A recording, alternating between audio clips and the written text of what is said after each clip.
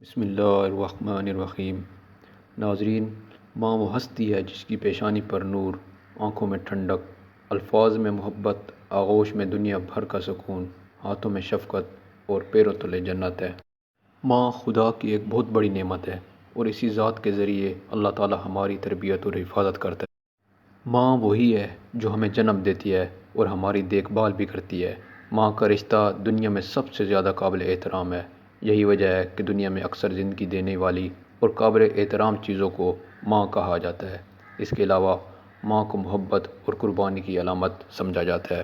ماں وہ پاک شخصیت ہے جو خود تو بنجر ہو جاتی ہے لیکن اپنے بچوں کی مناسب دیکھ بھال کرنے کے بعد وہ ان کی رہنمائی کرتی ہے اور انہیں ایک زرخیز زمین کی طرح بناتی ہے۔ ماں ہمیشہ ہماری خوشی میں خوش ہوتی ہے۔ اسے کوئی دولت نہیں چاہیے، اسے صرف اپنے بچوں کی محبت کی ضرورت ہے۔ کوئی دوسرا شخص اتنی قربانی نہیں دے سکتا جتنا ماں کرتی ہے۔ ماں ہماری پیدائش سے پہلے ہی ہمارا خیال رکھنا شروع کر دیتی ہے۔ اسے ہماری پیدائش کے وقت ناقابل برداشت تکلیفوں کا سامنا کرنا پڑتا ہے، پھر بھی وہ خوشی خوشی ہمارے تمام مصائب کو برداشت کر کے خوش ہوتی ہے۔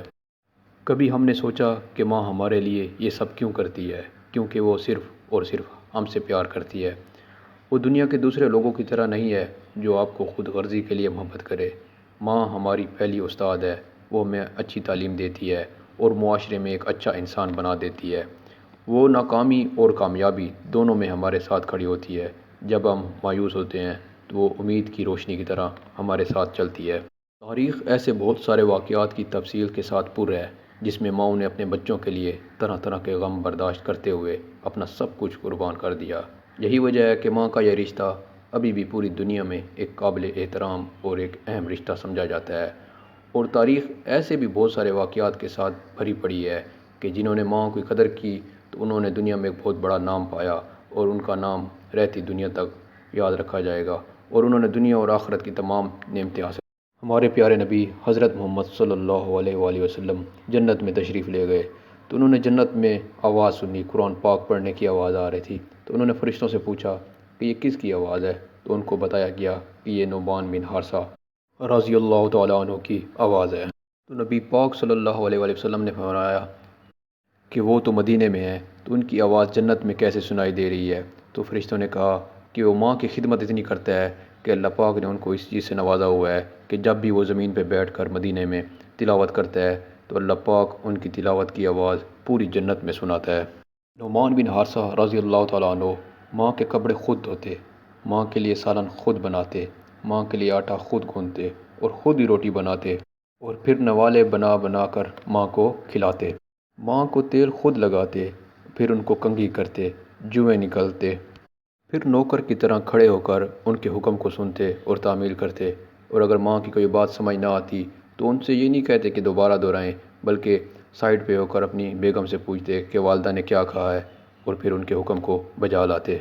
ان کی اسی خدمت کی وجہ سے اللہ پاک نے ان کو یہ اکرام دیا کہ جب بھی وہ تلاوت کرتے زمین پہ بیٹھ کر مدینہ میں تو اللہ پاک پوری جنت میں یہ آواز سناتے۔ ناظرین، عرب میں اکٹھے کھانا کھانے کا دستور ہے اور ابھی بھی یہی دستور ہے۔ امام زین العابدین رضی اللہ تعالیٰ عنہ جو اپنی والدہ کے بہت بڑے خدمت گزار تھے لیکن کبھی بھی انہوں نے اپنے ماں کے ساتھ کھانا نہیں کھایا۔ کسی نے ان سے پوچھا کہ آپ تو ماں کے بہت زیادہ خدمت گزار ہیں لیکن کھانا کیوں نہیں کھایا ان کے ساتھ؟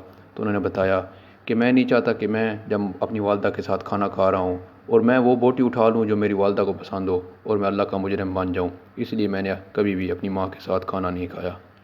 ایک دفعہ حضرت موسیٰ علیہ السلام نے اللہ پاک سے کہا کہ یا اللہ جنت میں میرا ساتھی کون ہوگا؟ تو اللہ پاک نے کہا فلاں قصاب یعنی کسائی جنت میں آپ کا ساتھی ہوگا۔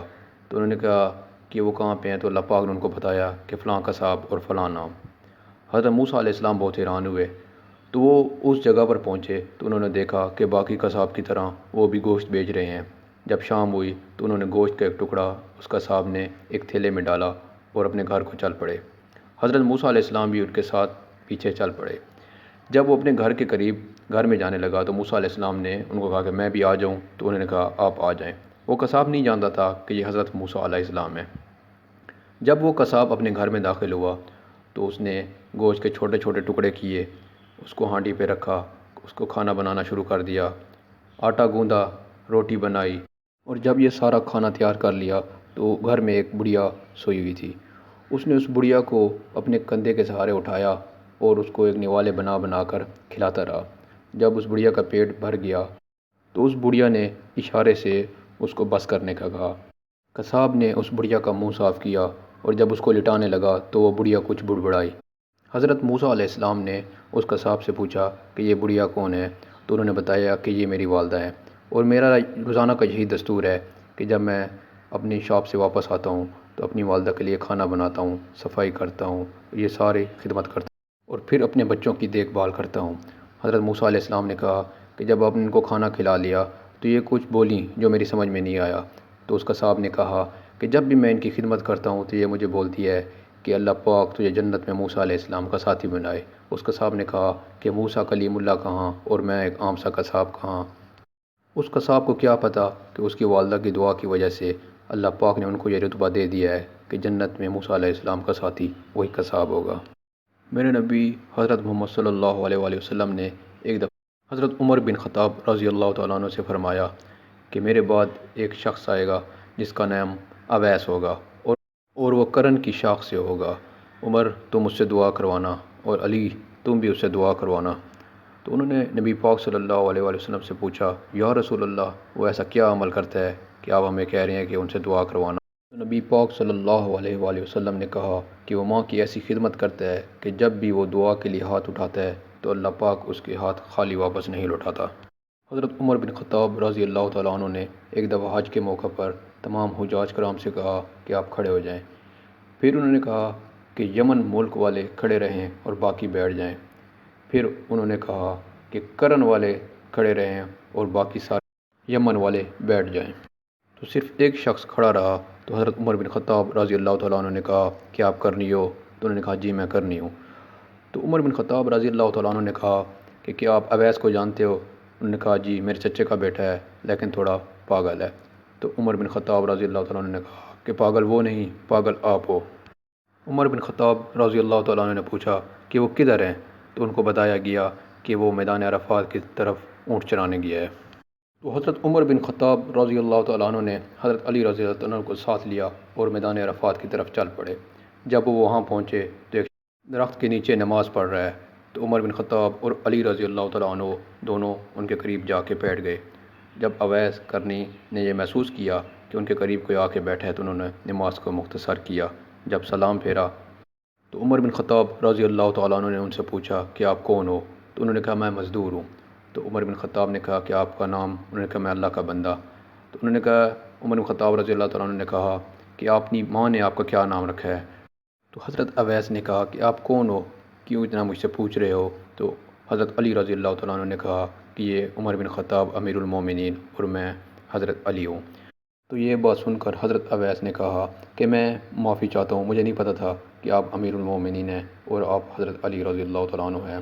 حضرت اویس نے حضرت عمر بن خطاب رضی اللہ تعالیٰ عنہ اور حضرت علی رضی اللہ تعالیٰ عنہ نے صرف کہا کہ آپ حکم کریں۔ تو عمر رضی اللہ عنہ نے کہا کہ ہمارے لیے دعا کے لیے ہاتھ اٹھائیں۔ تو حضرت اویس نے کہا کہ آپ اتنے بڑے صحابہ اور میں آپ کے لیے ہاتھ اٹھاؤں؟ اس بات پر حضرت اویس رونے لگے۔ تو عمر بن خطاب رضی اللہ تعالیٰ عنہ نے کہا کہ ہاں ہمارے نبی نے ہمیں کہا تھا کہ میرے بعد حضرت اویس آئیں گے، ان سے دعا کروانا۔ تو اس کے پیچھے کیا تھا؟ تو اس کے پیچھے والدہ کی خدمت تھی، جس کی وجہ سے اللہ پاک نے ان کو یہ شرف بخشا کہ دو بڑے بڑے صحابہ ان سے جا کے دعا کروا رہے ہیں۔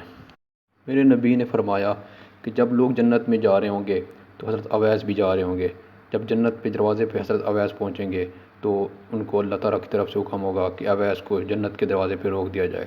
تو اس بات پر حضرت اویس بہت زیادہ پریشان ہو جائیں گے، کہیں گے یا اللہ مجھے جنت کے دروازے پر کیوں روک دیا گیا ہے؟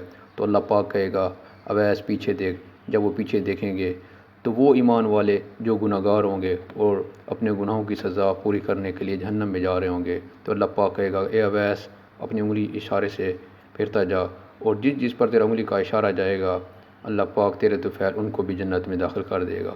تو ان سب کے پیچھے والدہ کی خدمت ہے، جس کی وجہ سے اللہ پاک نے ان کو یہ انعام و اعزاز دیا۔ الغرض دنیا میں موت راحت ہے ہی، لیکن اس کی خدمت کر کے اپنی آخرت بھی سنواری جا سکتی ہے۔